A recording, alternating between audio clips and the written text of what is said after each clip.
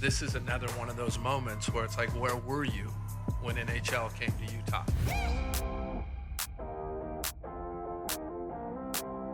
You're listening to the UTalk Hockey Podcast with your hosts Champ and Denz.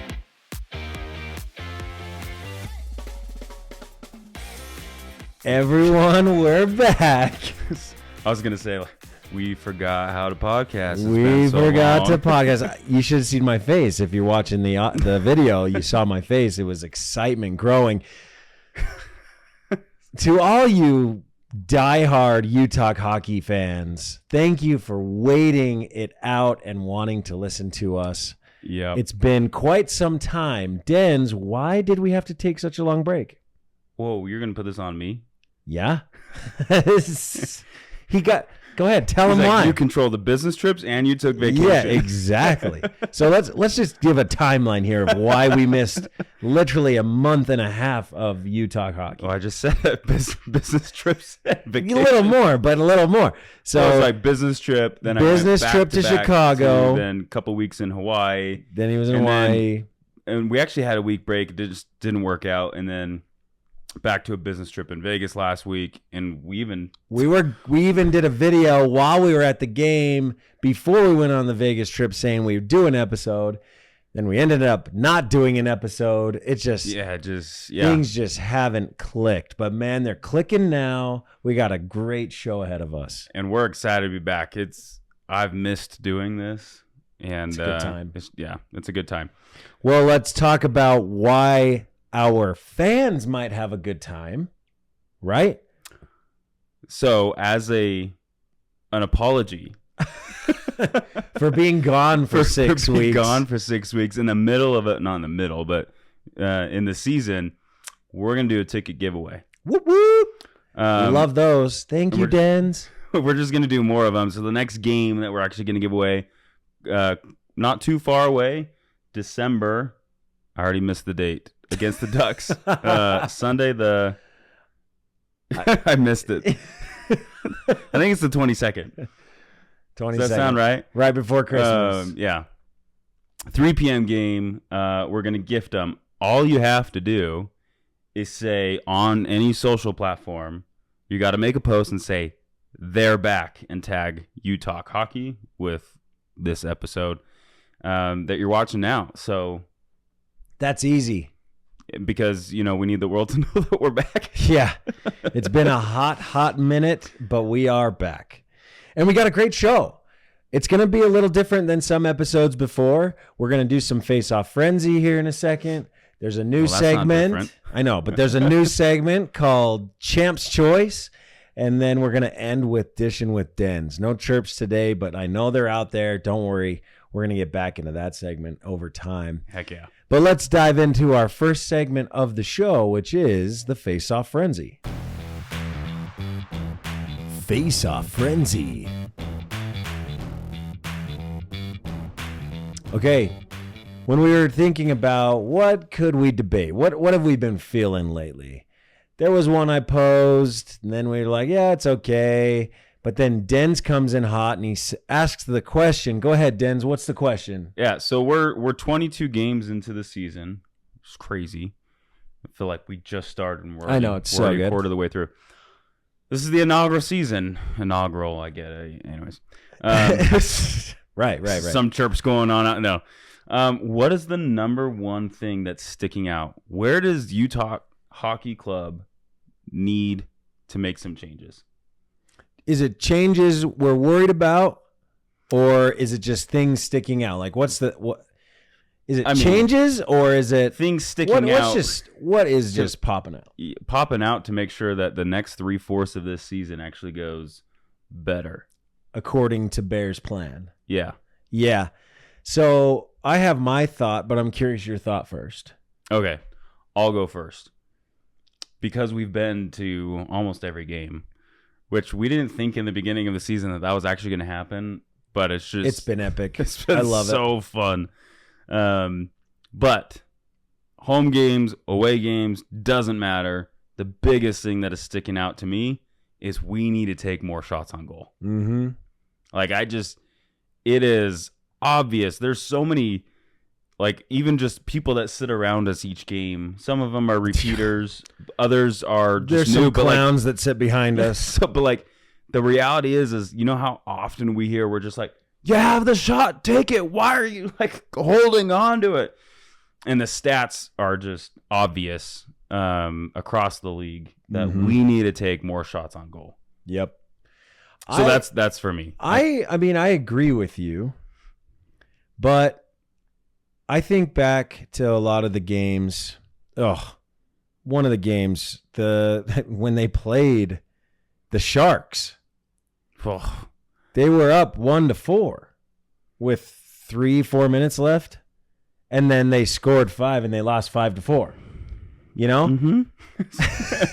So, yeah, right? Or like we play recently the Capitals. And real quick on that.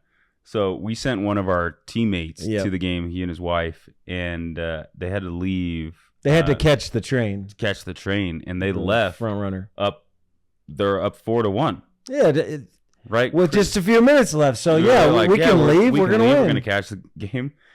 To their surprise, when they got home, they see the score. Sharks came back 5-4. What the heck? See, and that's my argument. Yes, we need more shots on goal, but we need to tighten up the defense. Specifically, what I wrote down is they struggle with consistency in their own zone, right? Yeah. When the puck advances into the defensive zone, it sometimes feels like jungle puck, where it's just like the puck's all over the place. They can't get it out. Sometimes they don't know where they are. And then there's this one shot that just flies in the middle and goes off of our own guys skating into the goal. It's like, why is that happening? Happening. You act like it's happened a bunch of times. I'm just saying. The reason it happens is because you feel scattered. Even when we play hockey. That's obvious. You know what I mean. When you play hockey, you got to know where the puck's going to be. Yeah. Right? Not just where it's at. And sometimes, because UHC lacks consistency in their defensive scheme, I feel like we lose games because of our defensive structure, the way that we're set up, the way that we're flowing and moving. And I know hockey's fast, dude. Hockey is like the fastest sport I've ever played in my life. I just had one of my best friends from growing up who just went to a Utah Jazz game, just texted me because I took him to a Utah Hockey Club game a few weeks back. And he said, yeah, hockey's way more fun to watch. Way more fun to watch. But it is so fast, and it's on ice. It's just crazy. But and these guys are professionals, so they've been doing it day in and day out. But the other team has as well. So honestly, I believe that in 22 games through this inaugural season, it's got to be tightening up the D. That means you change personnel, you switch it up. We've seen different starting lineups. For UHC on both the defensive side and the offensive side. And that's because Bears trying to figure out who works well with who. Yeah. Right at the beginning of the season, everyone's like, oh, this is going to be great. These lines are probably going to be set forever. No, they can't be, because we have to figure out where people's strengths are and then play to those strengths, especially on the defensive side, so we don't get scored on as much. He's not a defensive player, but it is interesting. We were coming in hot in the first 11-ish games of the season, doing pretty all right. And then as of late, Liam O'Brien's been scratched a lot. Yeah. What does that mean, UHC? I'm not saying Liam O'Brien is a star player, but it's just like anyways. Everybody loves spicy tuna. Oh yeah, became a fan. And they like the player Liam O'Brien as well. Just kidding. Wait, what? No, the food, spicy tuna. Actually, I eat normal tuna. I don't eat tuna at all. What am I saying? Who eats tuna? Spicy tuna. Dude, Subway used to have a tuna sandwich. Do they still have a tuna sandwich? I don't know. I wouldn't get it even if they did. I'm surprised people ordered it. All right. Well, so that's Face Off Frenzy. Before we move into our next segment, there's a fan that requested us to give some insight and information on how we got started in hockey, but just those Utah local folks that want to pick up the game. So I figured we'd talk about it for a minute. Let's do it. And the reality is you just go. You just do what Denz does and just drop $2,500 on gear. You always increase that amount. It was like $1,200. Yeah, no, now it's basically by now I've replaced a couple. Yeah. it's increased. I have replaced a couple things. I guess I'm on my third stick. So third stick? Yeah. Well, in the very beginning, I did a quick switch. That's right. And then that one lasted for a while, and then I played that whole game with. Didn't you cut one too short? That was the very first one. Oh. Anyways, sticks are expensive. Sticks are dang expensive. I know. Every time a stick breaks, I know they. Anyways, dude, mine has this little pressure crack on the right by the blade, and I'm like, no, it's coming. It's gonna happen. That's your original stick, though, yeah. Yeah, dude, I've been rocking it for nearly 3 years now. There you go, dude. It's been a stalwart. Anyway, so getting started. So obviously you got to gear up, but more so the question I believe is actually stemming from is like how does it work? What happens? So there's quite a bit of actually. I didn't realize how many adult hockey leagues there were in Utah. There's quite a bit. Neither did I. Couple throughout all of Salt Lake Valley, Park City, the one in Provo, and they all function differently. So depending on which one, you might have a few different rules. Most of them are like non-checking leagues. That doesn't mean like absolutely no contact, but it just means no checking. So some people are just worried about like being older in age. They don't want to play as physical.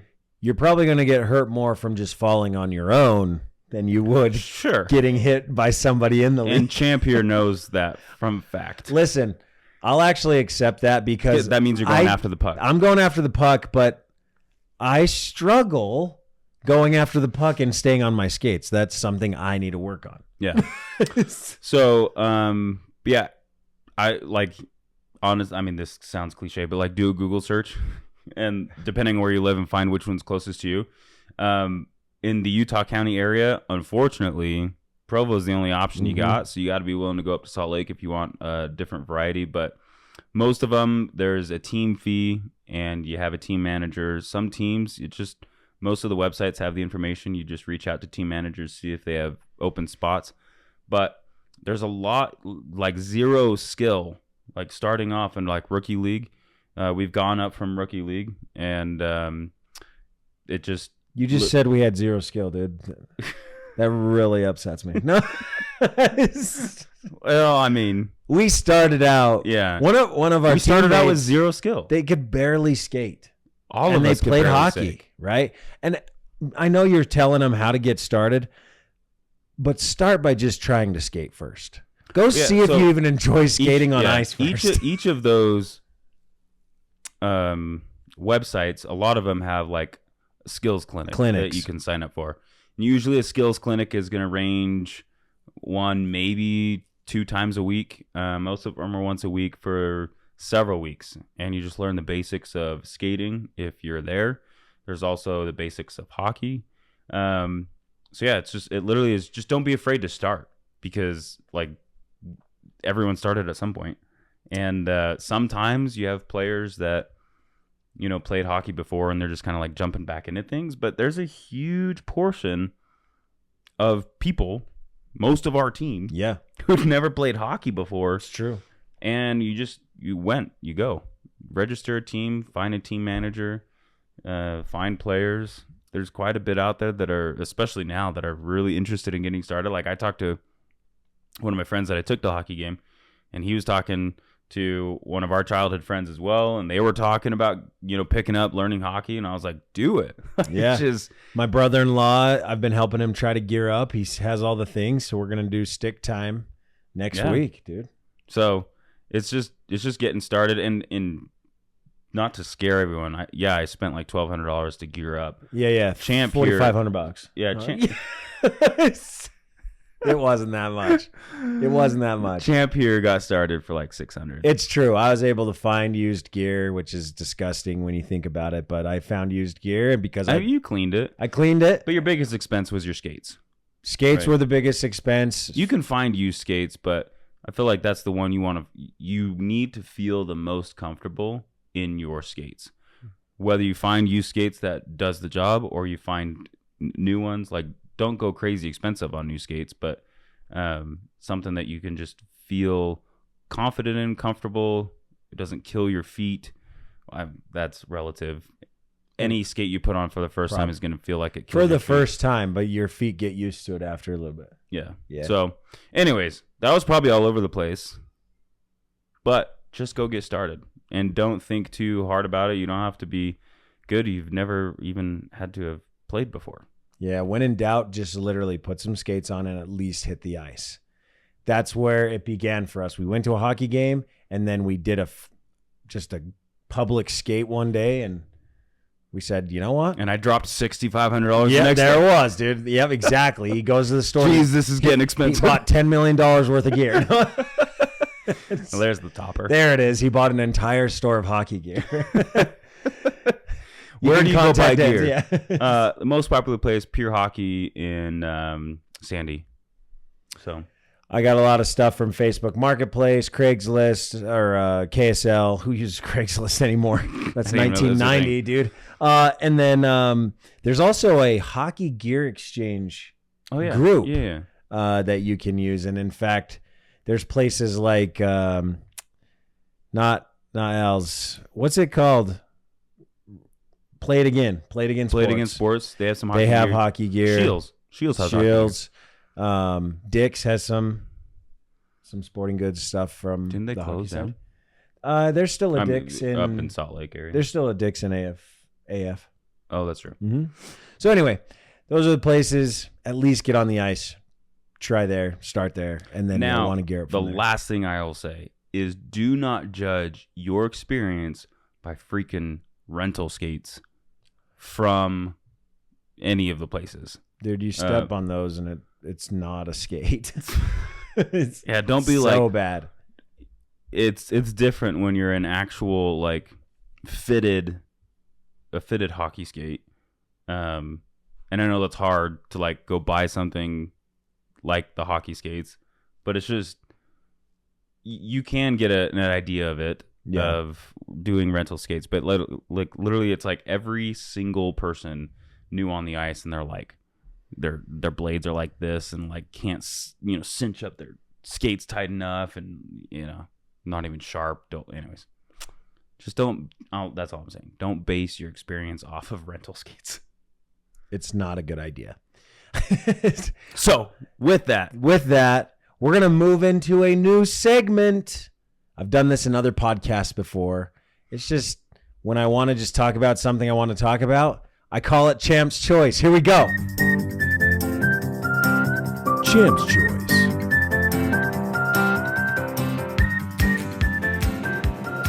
All right, Champ's Choice. Easy as money, easy as pie. We just talk about something that I want to talk about. Welcome to Champ's Choice.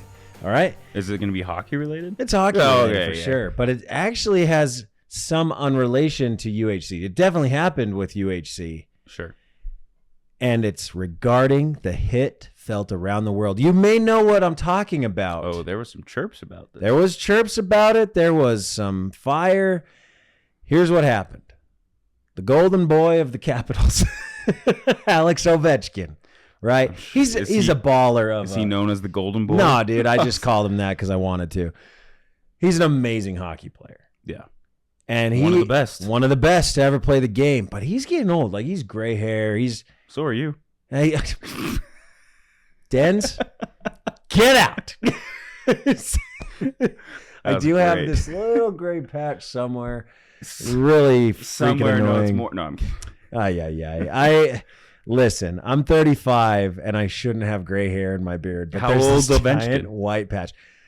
I'm pretty sure he's 40 to 39. I was like, is he approaching 40? We need our fact checker, dude. Just Google it real quick. Okay, Ovechkin age. He is, I knew it, 39. Dude, I should have trusted my gut. Who needs a fact checker when you got me? Okay, anyway, Monday night, the 25th. No, last Monday, the Monday we were in Vegas. Mm-hmm. Okay. The 18th. Right. 18th, playing the Capitals. Jack McBain, Alex Ovechkin. They are going for a puck, and McBain's skate and leg clip Alex Ovechkin's leg. Okay. He's laying on the ice in pain after that hit. Yep. From the point of view of anybody watching that game, it looked unintentional, right? You're going for the puck. Contact happens in hockey all the time, especially in the NHL. Okay. Alex goes down, and he's down. He gets helped off the ice, and then no one immediately knows what happens to him. Mm-hmm. But his teammates know that Alex Ovechkin, the same guy who is very close to breaking Wayne Gretzky's total goal record, has just been taken out. Point record by Jack McBain, the McBainster, right? And the team's not having it, especially Tom Wilson of the team. Mm-hmm. Now, hockey fans, especially you new to hockey, there's an unwritten rule that when your player gets taken out, your elite player, your guy, I mean, right? any player, your captain, right? When he goes down, you defend, even if it wasn't intentional. There's people out there like NHL insider Elliot Friedman said, there's no way McBain meant to do that. It was just a terrible accident. Yeah. Come to find out, Ovechkin broke his leg. Yeah. Or at least a fracture, a small fracture. He's out 4 to 6 weeks. So that's not like a busted leg like halfway injury. Through, right? Would have been like Sergachev's, right? Sergey's was pretty bad. Yeah. A couple years ago. But Tom Wilson immediately starts chasing.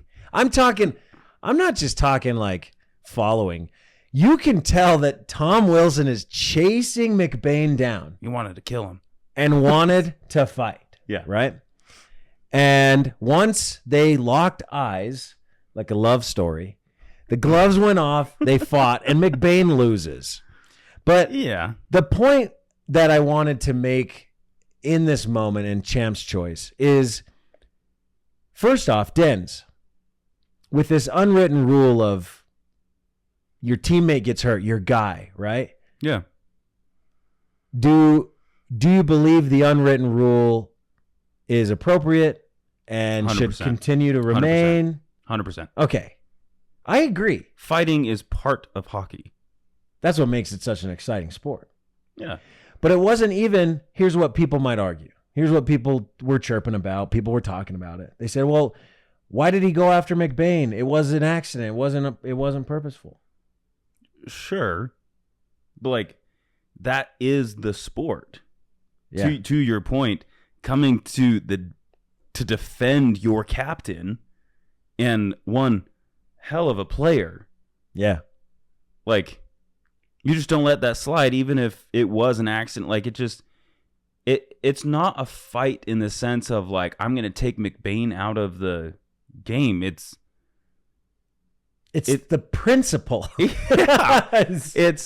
Yeah, you're going to fight, and it's till the first person falls on the ice, and then it gets broken up, and it's part of the game. So I love that. The other part to this, too, is the fact that McBain threw his gloves down and he was ready to fight. Because he knew that he took Ovechkin out. Yeah. But from what I've seen and what I've heard and read, it wasn't on purpose. Sure. Right? That doesn't matter, though.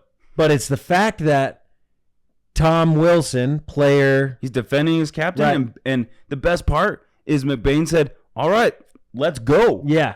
And that's what I wanted to point out, is the fact that McBain said, okay, yeah, dude. He knows the rule. I'll fight you. Let's fight. Let's right. So Yeah, that was a crazy freaking hit. Whether it was an accident or not, like that's not part of the debate. Right. You fight it out, and you get the crowd freaking riled up, and it actually, because McBain went down to the ice first, it really fueled the Capitals to just blow it out of the water again, tighten up the defense. 6-2 was the final score of that game. Yeah, so like that is part of the NHL. Some people really don't like that. They should have watched 20 years ago. It's actually cleaned up. There's way more penalties involved, rules involved around fighting. But I think where we're at today is a good, healthy mix. Yeah. Some people would prefer 20 years ago rules. That's right. So fans out there in Utah, if you're new to it, it's a fight to remember, because that was a fight that kind of brought this unwritten rule to light, right?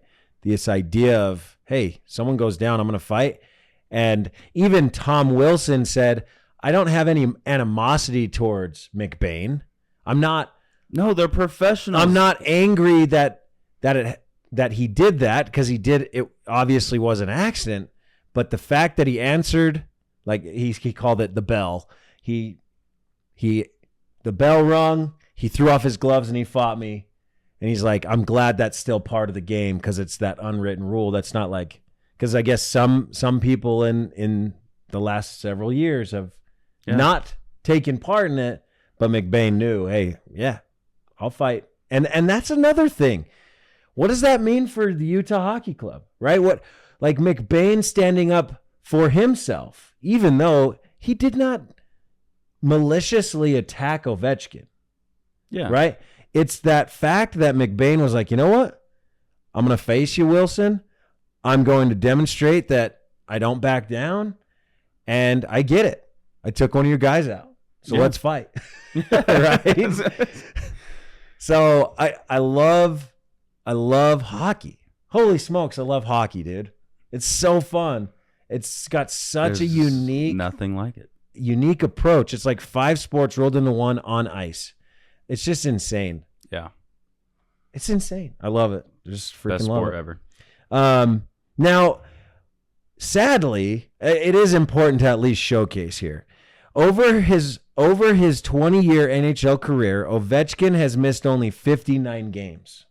That's insane. That's insane, making this injury even more sad, because he'll be out for a while. He'll be out for 4 to 6 weeks. He'll miss, right. What is that, 12, 13, 14 games, something like that? So Ovechkin currently leads the NHL with 15 goals this season and has... No, it is goals. It is goals. Okay. Yeah, it's goals. And has 868 career goals, putting him just 27 away from breaking Wayne Gretzky's all-time record of 894. So he's chasing the goal record. Yeah. So it is sad, because the injury is going to impact that.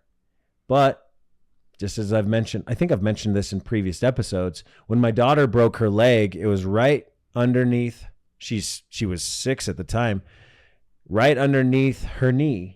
She snapped it, just jumping on a trampoline, of course. Snaps her leg.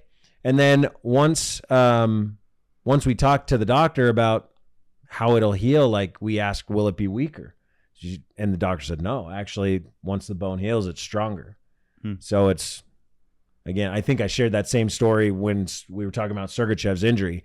It's stronger. So Ovechkin, we wish you the best, dude. I hope that you heal up and that you can go break Gretzky's record. That would be epic, because we're living during that time.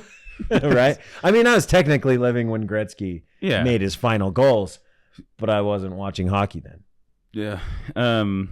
Knock on wood. I've never... Neither have I. Broken a bone. I've never broken a bone or sprained anything.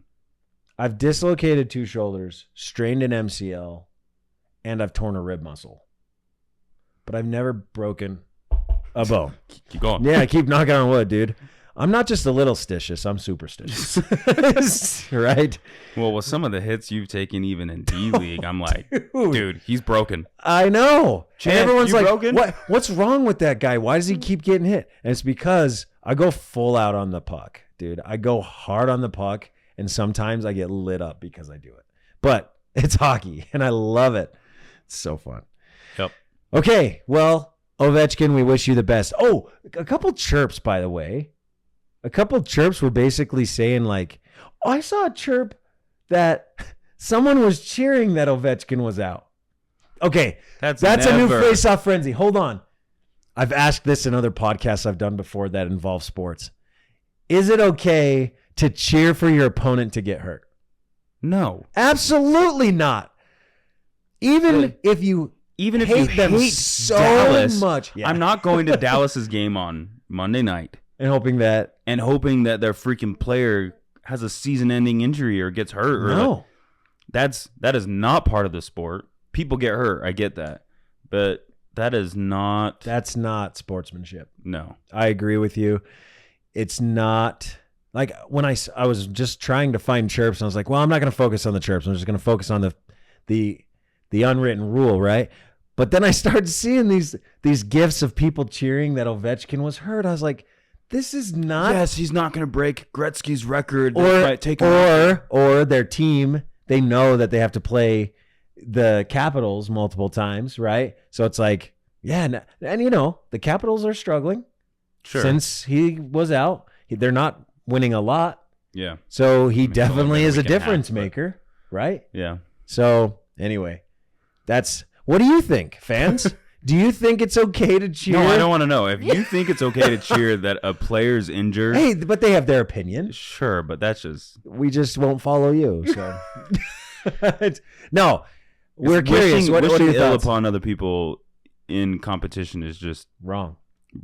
It's wrong. Bad omen. Bad,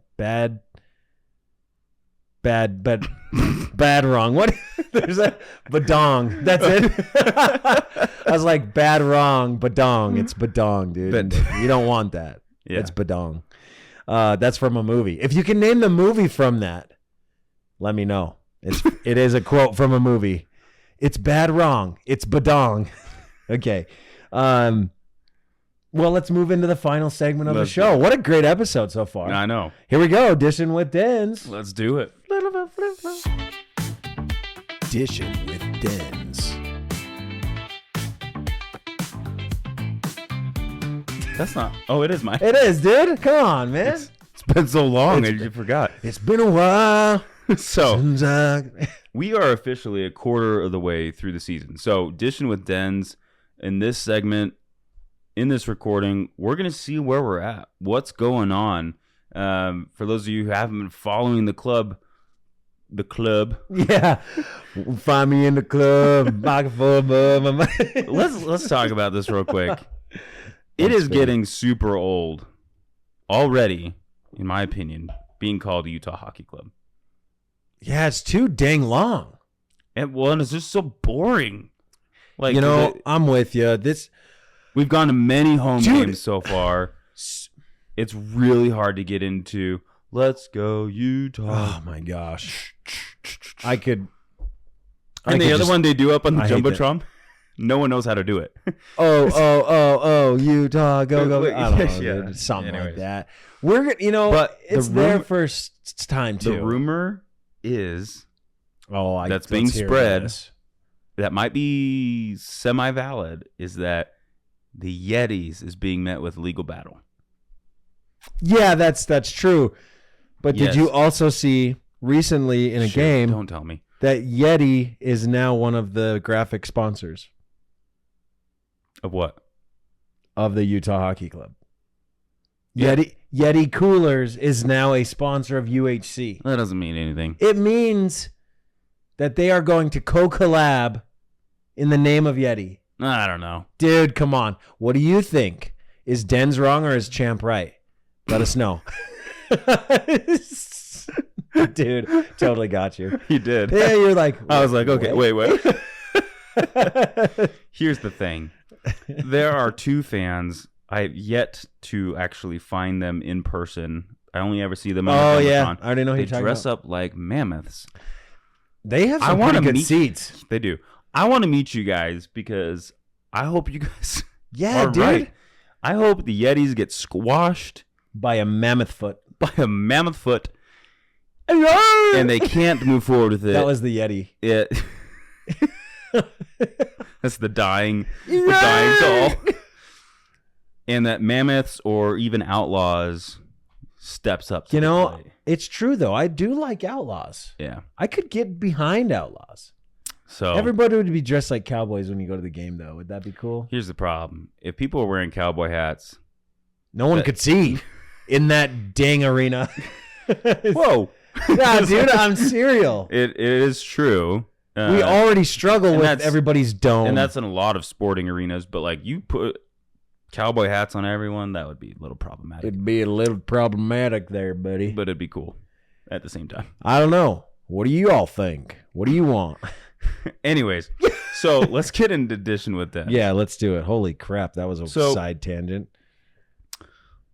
Just for those who haven't been following, we're just shy of 500, so about middle of the pack on win-loss After ratio. Tonight's win, it's getting closer. Yeah, we've won 10 we've won 9, lost 10, and then 3 overtime points. So pretty middle of the pack for our season. Now, there is some improvement to still kind of beat out last year's record. That's all I'm asking is we see a good, decent chunk and improvement from last year. Progression, 1% daily improvements. Caden's the assistant GM that we all didn't know. Yeah. What I'm looking for, team, is just an improvement from last season.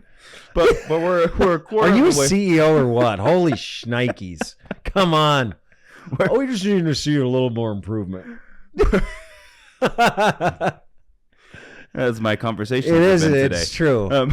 Anyways, we're a quarter of the way through the season. 60 games left, folks. Jeez. There is a huge amount of the season left. I love it. So, like, nothing's ruled out. Nothing.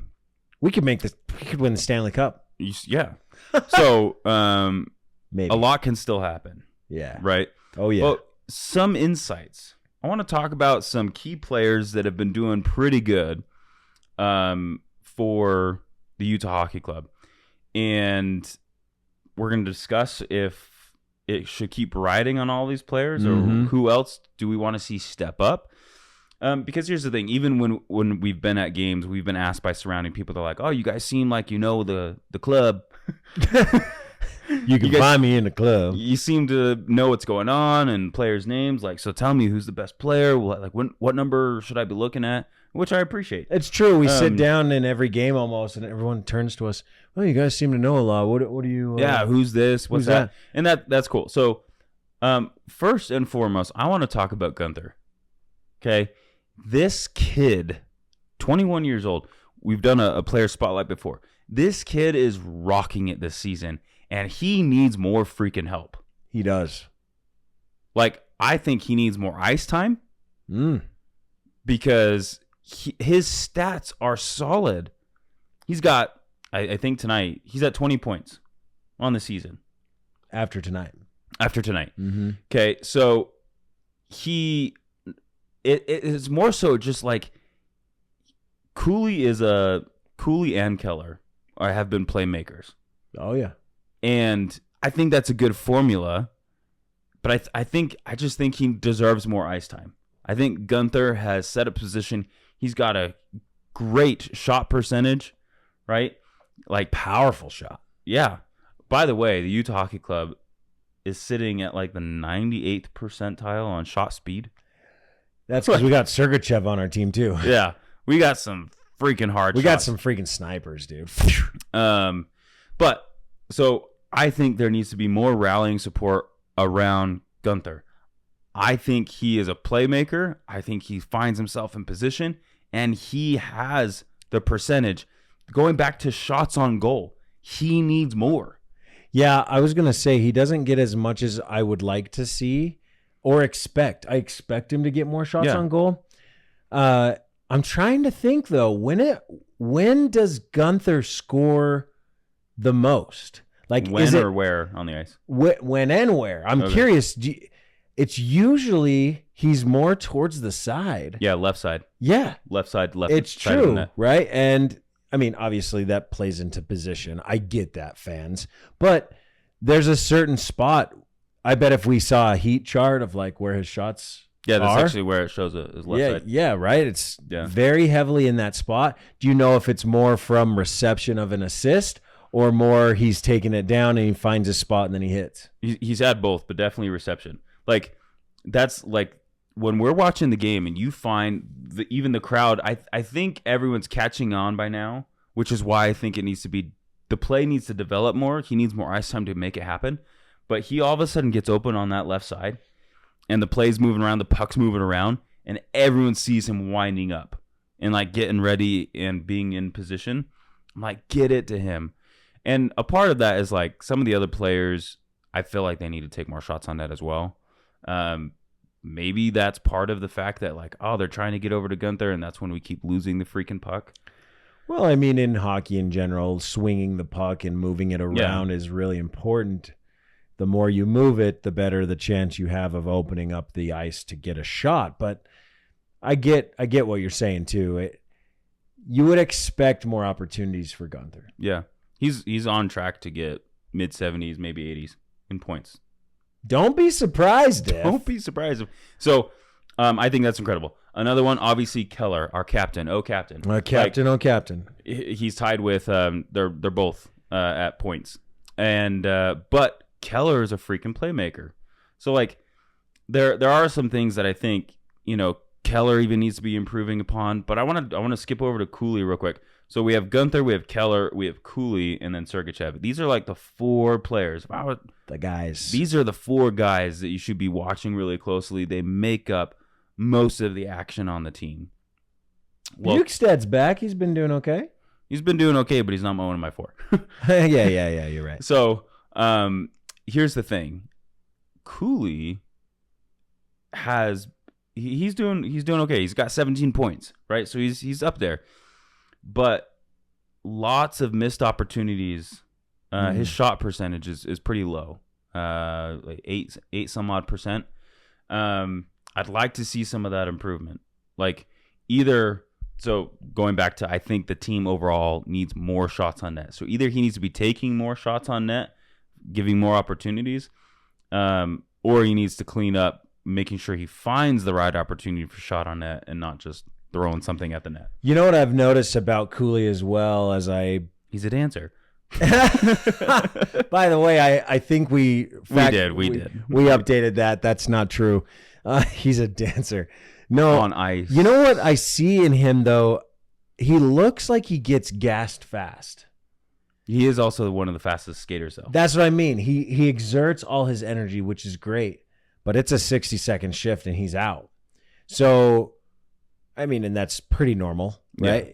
But that plays a factor in his ability to make plays happen later on in the game. You can tell. Watch it. I'm telling you guys, watch Cooley throughout the game. You will see Cooley slow down.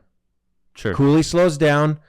I mean, every team does, but Cooley specifically slows down, and that hurts his production later in the game. Yeah, he's been doing awesome, but it does make you wonder if you were coach to say, can I keep playing him as many minutes? Right. You almost front load him at the start, because by period 3, he doesn't look like Logan Cooley as much. Yeah. He's cooled off. But he has definitely improved the first quarter of the way through the season. He's already above pace. He's going to finish the season, if he keeps playing like he is, mid-60s in points. And that's definitely an improvement from last season. So Gunther, Cooley, both very young guys. And then you have Keller, and then you have not Ovechkin. Oh, can you imagine? Then you have Sergachev, which are incredible seniors. So I love seeing that the 4 hot players on this team, 2 of them are very young and 2 of them are well seasoned. That's a good balance. However, dude, Nick Schmaltz. Dude, don't get me started. Here's the thing. He's been great at assists. He has a lot of points from assists so far. But he has yet to score this season. Yet to score. That's a 0%. Man, that's hard. That's really rough. Right? And yeah, not everybody's a scorer. But when your playing at the center position or wing position, you should be scoring at least something. Yeah, so I think we need people like him on the team and a couple other players to really start helping with getting some shots on goal. Accurate shots on goal, like that go in the net. Yeah. Well, and to that point, Nick Schmaltz is good at facilitating, right? He's good at facilitating, but obviously if you can facilitate and score, that just bumps our chances of winning up. Yeah. Right. Well, I mean, it's not the idea that, yes, he has amazing assists, but his own shots on net, his shot ratio percentage, his shot percentage is 0. That's really bad for how many shots he's taken on net. So, yeah, they're just a point of accuracy, a point of getting set up better. Opportunity. Yeah. Reading it more. He does tend to turn the puck over a few times as well. Yeah. From what I've seen, just watching him play, he doesn't take care of the puck as much. Yeah, he's trying to fit it into tight spaces, but yeah. All right, let's move on to goalie situation. Goalie. I think Vejmelka has earned to be the starting goalie. That's an interesting take. I also agree. He's showed up. He is doing, like, you have, I forgot the stat, 0.92, just over 92 save percentage. 0.922 save percentage. Yeah. Okay, so he's keeping up with the top goalies of the season on save percentage. That is huge. You know, Connor, it's 70, or excuse me, that would be really bad. 88, 89, somewhere in there. Having a harder time. All I'm saying is that Vejmelka is doing an incredible job right now. I think he should be starting more. I think we should be playing that angle more and see if that keeps going. At the start of the season, it seemed like Connor was the sure choice. Yeah.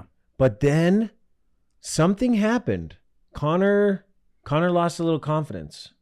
I feel like there's a confidence issue with Connor right now.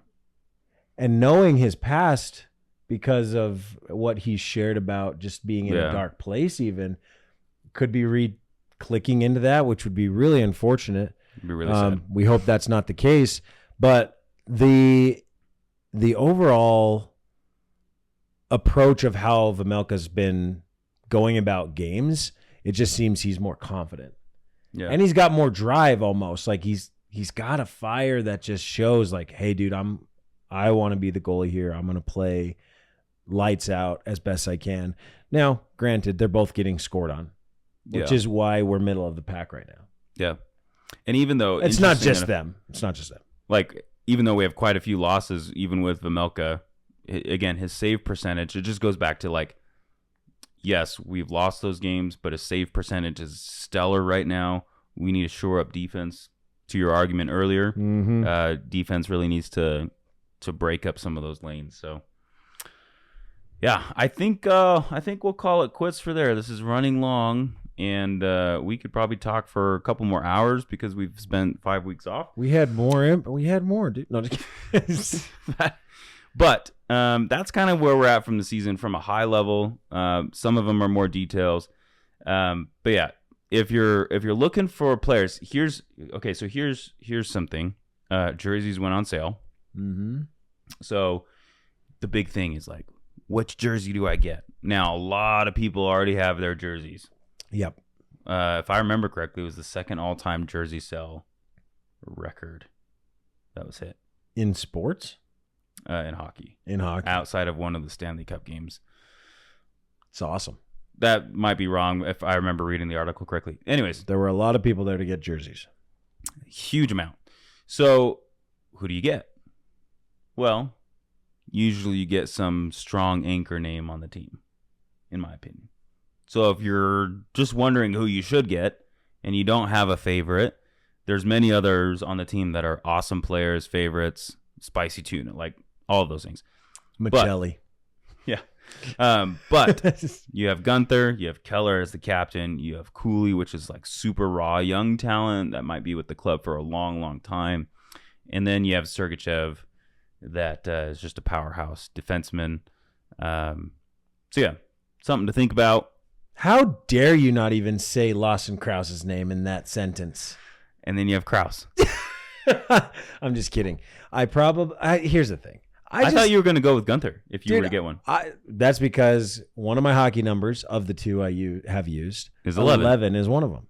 Yeah. And Gunther's a freaking snipe, dude. He snipes the heck out of the puck. I don't, but he does. So maybe that energy would transfer. Yeah, dude. The other way. Like it, yeah. Yeah, dude, totally. To you, not yours to him. Yes, I will be better. Yes, everyone gets that.